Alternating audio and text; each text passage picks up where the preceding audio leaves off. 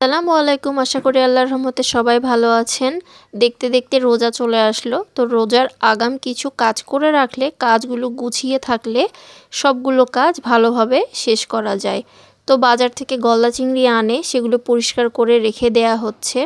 কিছু মুরগি আনা হয়েছে, সেগুলো গোটাই পরিষ্কার করে প্যাক করে করে রাখছি। যখন যেটা যেভাবে লাগবে গোটা বা কাটা সেভাবে বের করে পরিষ্কার করে নেওয়া হবে।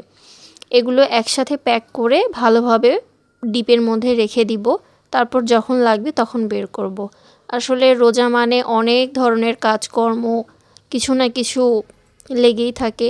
তো কাজগুলো যদি আগাম একটু একটু করে গুছিয়ে রাখি তাহলে সেটা ভালোভাবে শেষ করা যায়, অতটা তাড়াহুড়ো হয় না।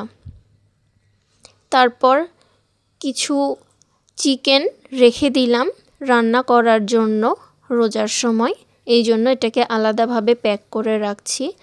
আর অনেকগুলো মিষ্টি আনা হয়েছে, সেগুলো ভালো করে বক্সে রেখে দিচ্ছি প্যাক করে। এগুলো রোজার মধ্যে ইফতারিতে খাওয়া হবে। কালো মিষ্টি, লাল মিষ্টি কার কার ভালো লাগে অবশ্যই জানাবেন, আমাদের তো অনেক পছন্দ।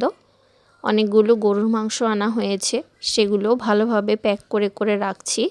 যখন যেটা লাগবে প্যাক করা থাকলে একটা একটা করে বের করে নেওয়া যাবে। আদা রসুনও পিষে রাখছি।